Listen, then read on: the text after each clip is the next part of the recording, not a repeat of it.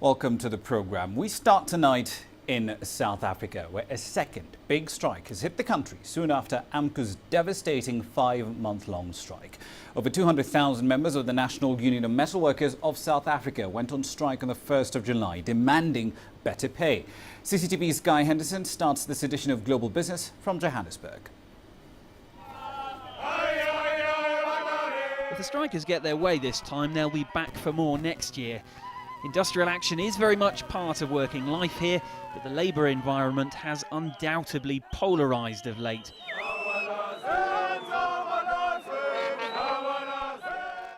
Members march to the offices of an employer's body that's locked out all staff from the workplace, even those from unions not taking part. Union bosses are so far pretty uncompromising as well.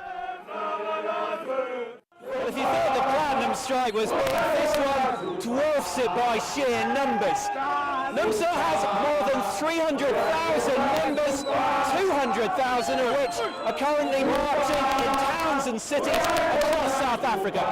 And what's more, this strike comes at a time when its leadership had particular reason to dig their heels in. Officially part of the ruling alliance, but before elections in May, this union refused to campaign for the African National Congress. The rift is wide and there's talk of a split, so this may well be a statement about power and influence in key sectors. Car makers will be affected by this open-ended action. An already desperately short national power supply may be hit too. 5-month mining strike saw the economy contract in the last quarter. If this one drags on, it may do so again. Guy Henderson, CCTV, Johannesburg, South Africa. Let's get you some more analysis on the impact this strike is having and may have to South Africa's economy. Angelo Kupler joins us now live from Johannesburg. Angelo, the math is fairly crude here. 70,000 workers, 3 platinum mines, causing over $4 billion in losses and causing the economy to contract in the first quarter. So how much damage can over 200,000 workers cause? The short answer, Raman, is they can do significant damage, but we simply don't know because it depends on the length of the strike. We do know that wage losses will be significant. We don't know what they are on a daily basis, as we did do when the platinum strike was ongoing, but the knock-on effect, for example, in the retail sector is going to be enormous. Remembering at the end of the month, that's just 29 odd days away, there are going to be many hundreds of thousands of debit orders that are going to be coming off members' bank accounts. And that's going to cover costs like personal items, home loans, furniture, insurance, medical aid cover, and other monthly costs. And as it is, we're heading towards a recession quite possibly, and an inflation rate of around 7%. So whatever the outcome here and the duration of the strike, the workers are still going to be suffering, whether they get that 10, 12, or 15% increase that they're hoping to get. Because as of today, fuel prices went up. We also saw that there were increased rail ticket prices. And if you live in Johannesburg, you're paying 7% more for your electricity. Raman? Indeed. Now, as far as the law is concerned, staff at essential service providers like Eskom, for example, don't have the right to strike. But will NUMSA members who work at Eskom actually break the law and go on strike?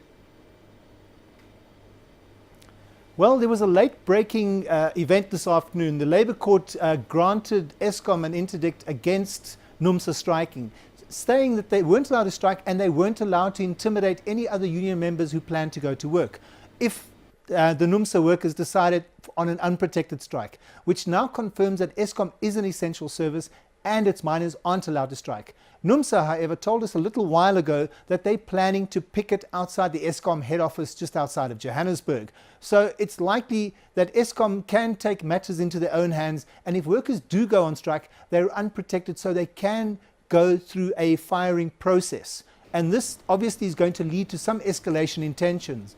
And NUMSA have accused Eskom management in the past of hiding behind this essential services label and not addressing those NUMSA demands. Raman? Indeed. Finally, Angelo, let's look at the bigger picture here. South Africa's Treasury aims to collect about R1 trillion or so in tax revenue for the 2014-2015 fiscal year. But given the losses we've seen from the platinum sector in the last 5 months, the first quarter contraction and now NUMSA's strike, shouldn't that figure be revised lower?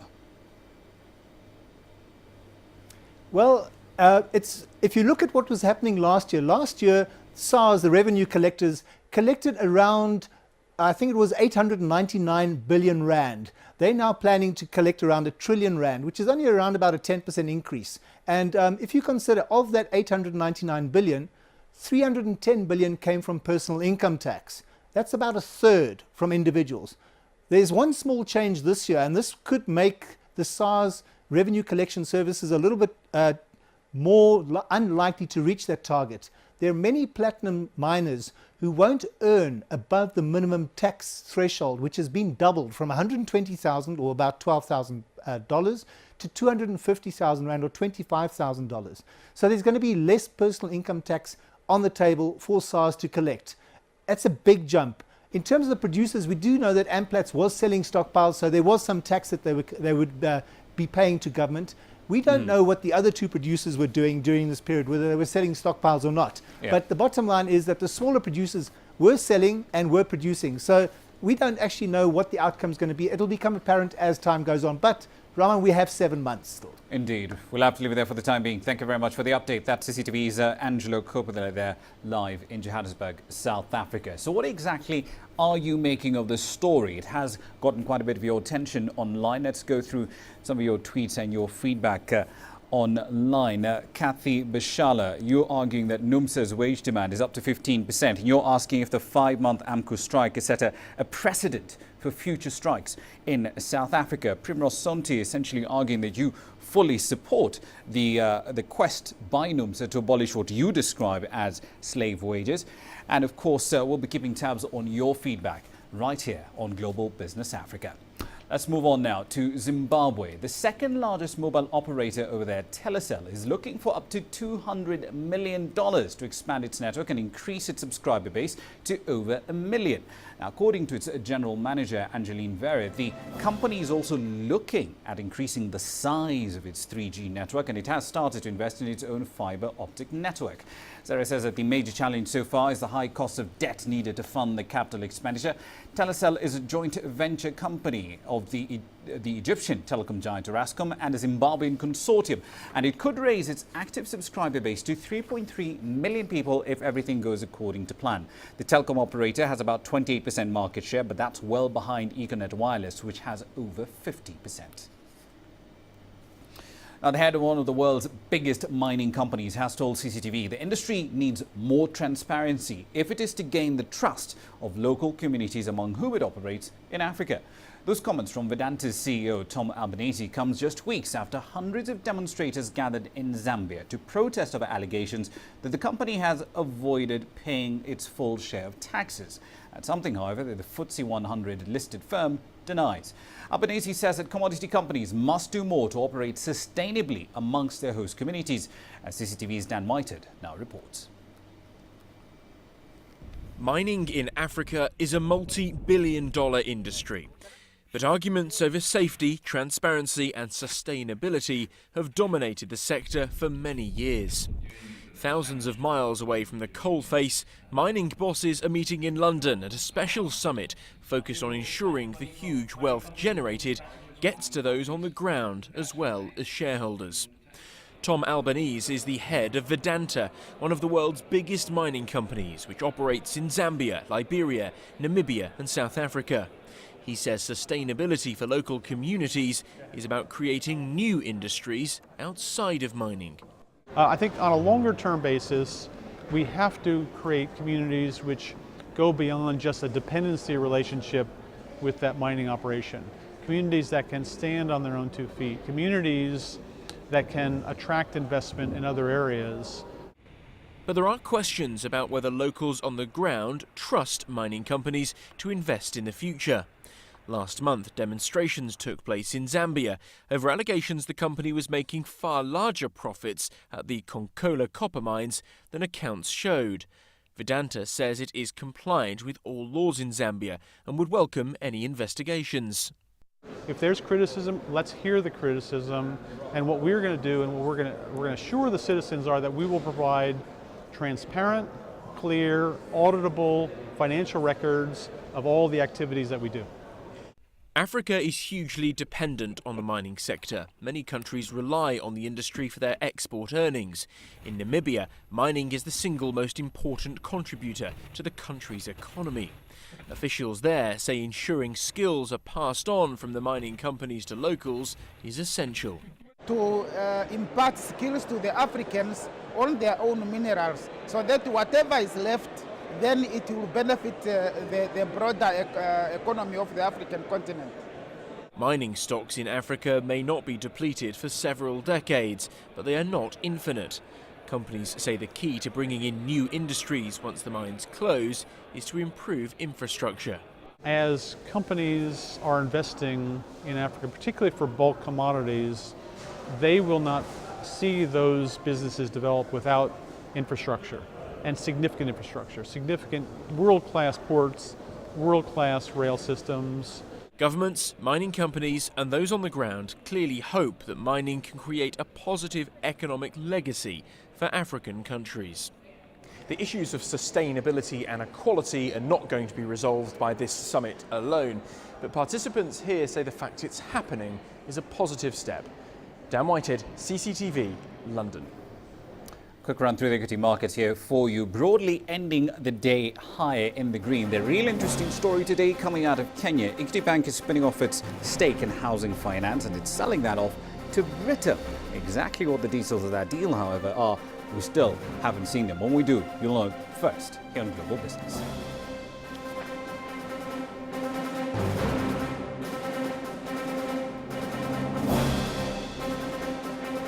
When we come back, after months of fighting, South Sudan is getting renewed attention from investors, especially in construction. We'll be looking at that in detail next.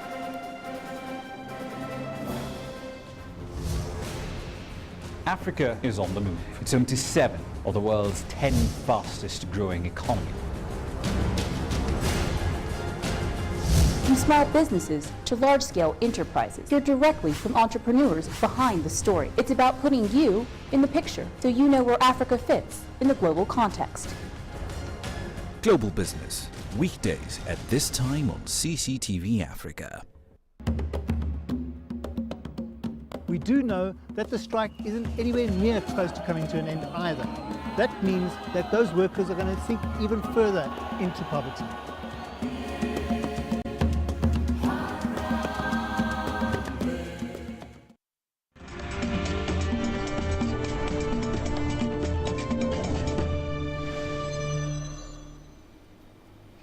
Welcome back. You're watching Global Business Africa from the Kenyan capital, Nairobi.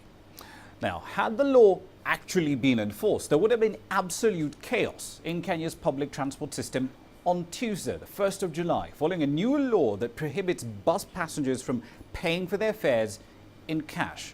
Now, the Kenyan government has proposed a radical departure to cashless payment systems. Among other things, the objective here is to formalize the country's massive, symbolic and often quite chaotic public transport system. But as far as events today are concerned, Kenya is clearly very poorly prepared for such a move. One of Kenya's busy bus terminals. This one is called Railways for its proximity to Nairobi's main railway station. It's off-peak time here, but the hustle and bustle continues. This is one of the targets in this cashless system, in a move expected to instill order here and introduce a system that can track revenue. But on July 1st, the day the cashless system was to take off, not even a sign of the new system. They should start in the upmarket areas like Lavington. For us who live in the slums, it will be difficult. Some passengers leave for the day. They have no money to put in an account. For us who run the vehicles, it's an advantage, but for majority of the passengers, it is inconvenient as many don't even know about it. One of the authorized systems is this card, Paper Pay, issued by the Equity Bank. A customer is required to load the card with whatever amount of money and use the card to settle fares on each trip. I like it, and this shows our country is growing. And we should move on. Let it go like this. With money now, my money is here. Yeah, this is a very nice thing. While Jane may have obtained her card, she is still among the minority and could be for a while, judging by the little traffic at the point of sale.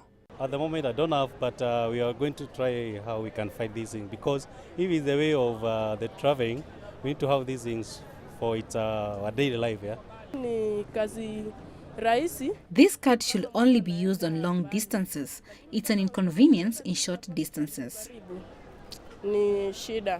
Kenya's public transport sector, commonly referred to here as the matatu industry after the local name of the buses, is estimated to have an annual turnover in excess of $1 billion, but is very difficult to monitor and even tax. For this cashless, I think it won't work. For one thing, you can't force Kenyan to do things the way they are not used to do. Like supermarket, you go, there is two options. Either you have a cashless or you have cash. Full implementation has been postponed to an undefined date, but clearly a lot more needs to be done before Kenya can fully embrace the cashless travel. Noel Makugu, CCTV. Now, months of fighting between government forces and rebels has essentially devastated South Sudan's economy. Business activity has slowed down dramatically after investors closed shop and stayed away following the outbreak of fighting in December last year. Now, however, South Sudan's construction industry is getting quite a bit of renewed attention, as CCTV's Robert Nigele reports tonight in What's Hot. Listen carefully across Juba's skyline. The silence that engulfed the city for months is gone. In its place, the constant banging of construction sites, music to the ears of many. Since independence, Juba's seen rapid growth and development, fueled by investments in infrastructural projects such as hotels, housing and office space. But months of fighting saw all that come to a standstill, with investors spooked over the future, according to South Sudan's housing minister. This crisis actually affected all the infrastructure projects which were planned and which were on existence. One, we had the investment conference where a lot of investors came, and they were coming to come and invest in the infrastructure. So all these investors are frightened because of the current crisis. Walk around the capital and these half-finished buildings are a common sight. But steps underway to resolve the conflict, both politically and economically, have boosted investor confidence, and they are slowly coming back. This morning, actually, some Chinese investors came to us, and they're willing to invest in the housing and in the roads also. The government's target, an extra 30,000 housing units. A drop in the ocean in a nation with a population of 11 million, but it's a start. The priority, however, first complete projects that stalled due to a lack of funding, like this government building. When complete, this will be one of the largest government buildings in Juba. Construction here continued day and night despite the conflict. Now the project is going well, and we're expecting that on September 30 it will be finished. It's still early days, but other sectors dependent on construction are also starting to see a change.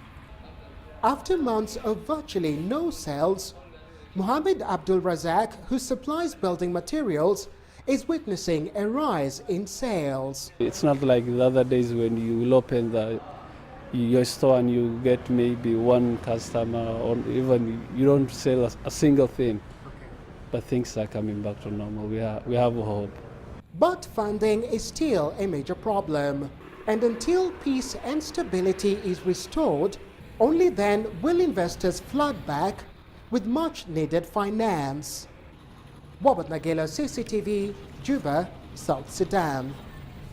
Robert Nigele is in Juba, and he will be there for quite a while, and we'll keep you updated on what's going on in South Sudan. Right now, though, a quick run through the commodities market. Worth pointing out that South Sudan's crude output has dropped about 160,000 barrels a day. Not that that's having an impact, however, on crude oil. It's still marginally up, over $105 a barrel.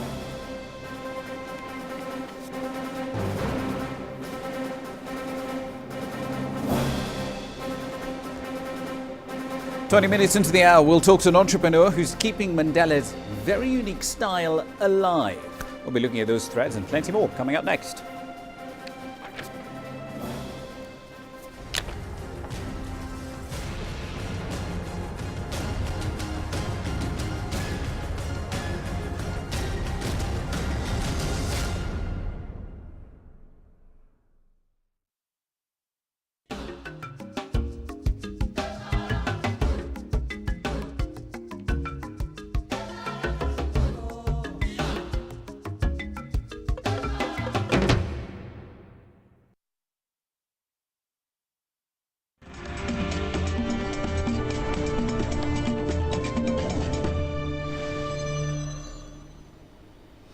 Welcome back. You're still watching Global Business Africa from the Kenyan capital, Nairobi. Let's make a quick run now through all the news making headlines across African media, starting in Ghana, where the Daily Guide is reporting about the country's sovereign debt rating being cut from B1 to B2 by Moody's. Now, the agency attributes this development to Ghana's rising debt burden as well as wide external imbalances, among others. In Egypt, Al-Ahram is leading with a report that Egypt's wealthiest man, Nassef Sawiris, has been sentenced in absentia to 3 years behind bars and fines of about 15 million Egyptian pounds due to charges of refraining from paying dues to Egypt's tax authority. Now, the billionaire runs Orascom Construction Industries, the Egyptian subsidiary at that, of the Dutch company OCI. And according to Al-Ahram, he's wanted for tax evasion in the 2 billion so sale of Orascom Building Materials Holdings to the cement giant Lafarge in 2007. And finally, a global software survey released by BSA shows that 81% of software installed on personal computers in Nigeria is pirated. That's according to the Daily Independent. The newspaper reports that the BSA study found the commercial value of unlicensed software in Nigeria was over $287 million in 2013 alone. The newspaper says an increasing number of unsuspecting companies are at risk of downloading or buying counterfeit software that can then expose them to a variety of issues: spyware, viruses that can lead to identity theft, loss of data, and of course, system failure as well. Now, let's talk about fashion, specifically Vukani Fashions. It's a firm that dressed the late Nelson Mandela. It was fairly instrumental in defining his style, and now it's doing the same for the third generation of Mandelas. Sonobile Ndamase was inspired by the former president and built his business around designing shirts for him. Madiba is obviously no more, but Ndamase is keeping his business very much alive by keeping Mandela's savvy style alive and well. For Grassroots Tonight, CCTV's Sumitra Naidu filed this report. Vukani Fashions became famous for its Madiba shirts after former President Nelson Mandela started wearing them in the late 90s. Despite Madiba's death, the fashion house says it wants to grow its Madiba brand. Vukani Fashions is now dressing Nelson Mandela's grandson, Mandla Mandela. Now they are seeing the grandson carrying the legacy of his grandfather. So people are looking at him as well, how he dresses up. So because I'm also dressing now the third generation, that is him and together with his brothers and so forth. The Madiba shirts make up 60% of Vukani's core business. Ndamase was worried about his business after Mandela passed on last December, but he was pleasantly surprised when demand, both locally and internationally, grew considerably. When then Tata passed on, the demand for the shirt has never declined. Actually, it has been much more in the mainstream because people want to remember him. People want to keep him in their hearts. This is a Madiba shirt. It's been designed and expertly handcrafted right here in South Africa. All of the material used to make this shirt has also been sourced locally. Vukani is now focusing on strengthening the Madiba shirt brand. It is also training young fashion designers to perfect the art of designing the shirt and other garments. It helps me learn about the industry behind the scenes, what productivity, how long it takes from the designs to the pattern to the sewing to the clients coming in for fittings and taking their garments. Ndamase also wants to make his label more accessible. He's currently working on a deal to get his fashion lines into local retail stores. They have to come to me at the moment whenever they want it. So we're still negotiating as in terms of how the Madiba shirts could also form part of the 46664. And Damase says he's keeping Mandela's legacy alive by giving people an opportunity to own a garment made in honor of the man and all that he stood for. Sumitra Nadu, CCTV, Johannesburg. Let's make a quick run through the currencies here for you. See exactly what's been going on across the markets. The South African rand at about 10.66. Whether or not that will be affected by a strike that's costing the economy, or rather estimated to cost the economy about 300 million rand a day, is entirely up to speculation. We'll keep tabs on that story and all of these numbers for you right here in Global Business. Now, just before we go, here's a preview of what exactly we're working on for you in the next 24 hours. Now, the strike by over 200,000 engineering and manufacturing workers enters day 2 tomorrow. We'll bring you an update of the industrial action and its effect across South Africa's economy. And over in Rwanda, it's set its target at being the next big tourist market in East Africa. We'll bring you the details on exactly how it'll achieve that and what it's doing to get there in tomorrow's edition of the program. And that's it for this edition of Global Business. Do send your feedback on the program to Global Business Africa at cctv.com. Check us out on Facebook as well. Just look for CCTV Africa. We're also on Twitter. We'll see you over there. The news continues 24/7. Thank you so much for watching. I'm Raman Yang. See you tomorrow.